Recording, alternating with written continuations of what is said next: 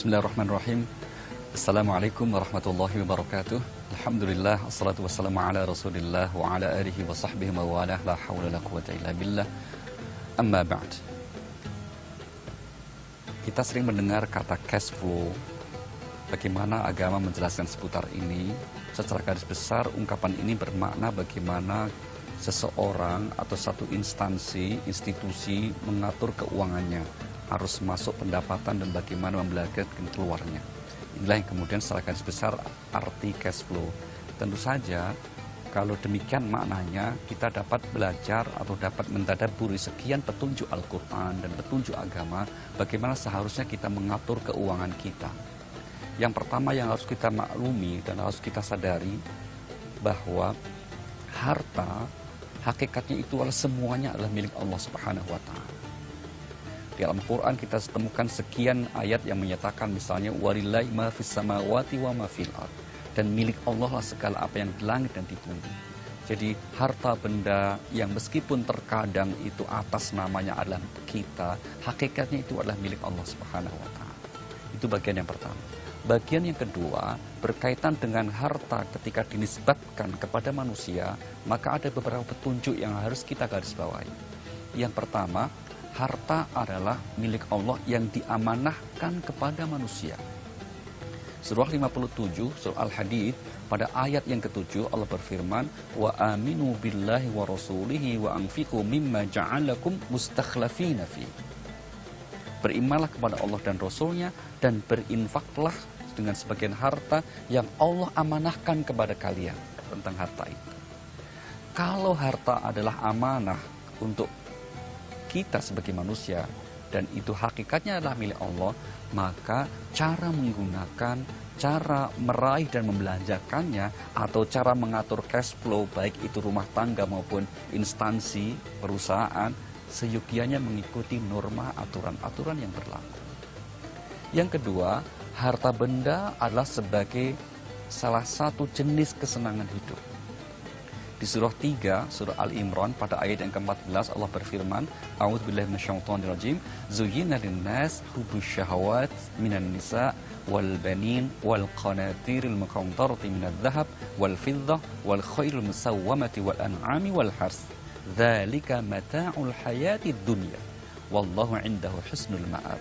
Dijadikan terasa indah dalam pandangan manusia menyukai wanita atau lawan jenisnya, kemudian anak, kemudian yang ketiga harta benda berupa emas dan perak, kemudian yang keempat kuda pilihan, binatang ternak dan sawah ladang.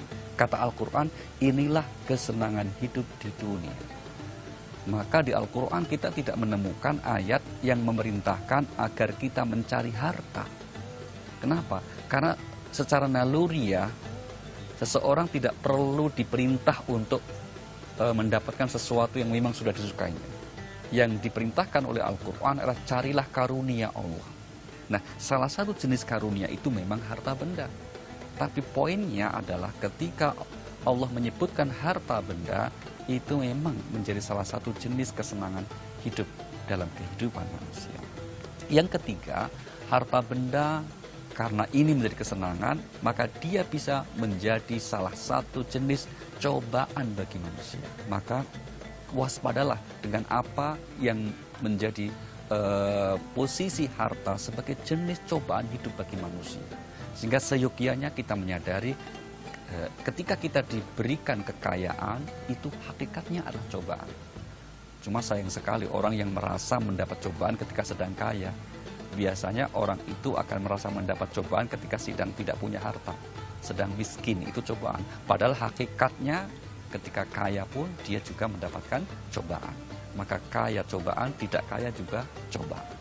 Yang keempat, harta memang bisa menjadi salah satu bekal ibadah kita kepada Allah Subhanahu wa Ta'ala.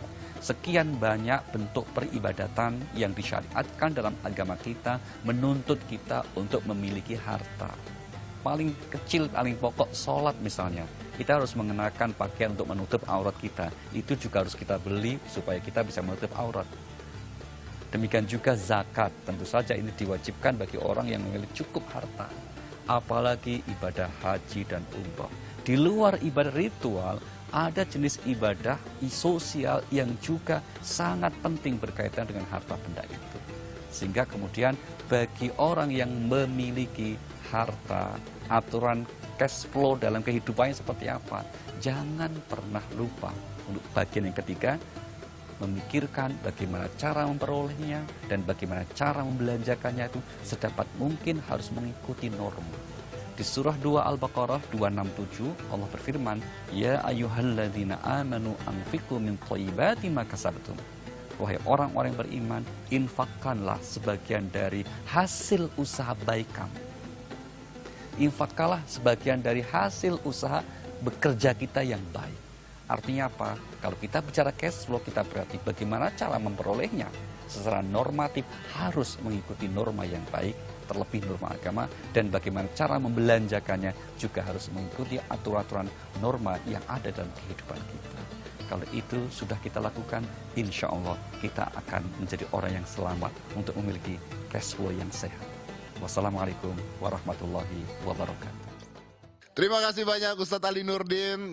Terima kasih buat penonton yang masih setia sampai sekarang masih nonton ini juga. Karena sebenarnya ini berguna sekali buat kita semua, berguna buat kalian semua. Inilah saat yang paling penting, paling benar untuk belajar beradaptasi, belajar untuk mempelajari hal-hal baru yang selama ini tidak Anda pikirkan, belajar. Dan juga kita hitung cash flow kita seperti apa. Jangan menghambur-hamburkan uang untuk hal yang tidak penting, yang penting kebutuhan primer kita tercukupi dan kita belajar untuk beradaptasi. Dan nomor 1, tetap optimis. Saya Deddy Kobusier, selamat menjalankan ibadah puasa.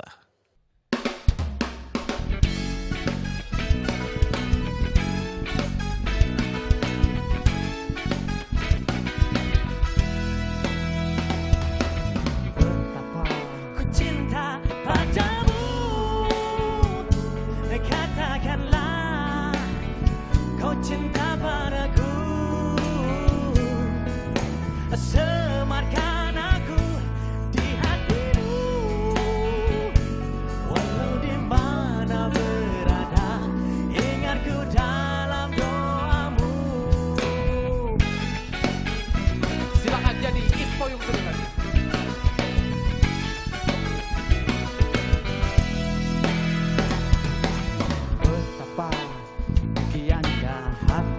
saat ku duduk berdua denganmu,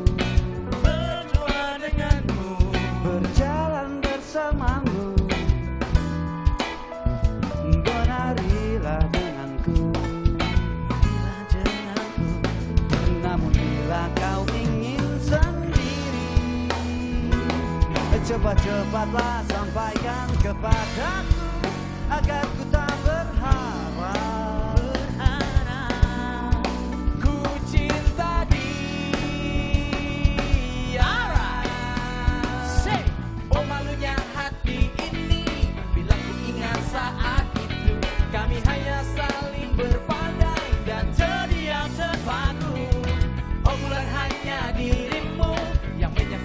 Segalanya, oh bulan tolonglah daku, katakan padanya cinta dia. Emang gitu lagu Isya, Mas ya? Iya. Oh, belum pernah dengar kan? Belum, ya belum. Itu aslinya begitu. Saya nyanyi lagi nih. Silakan.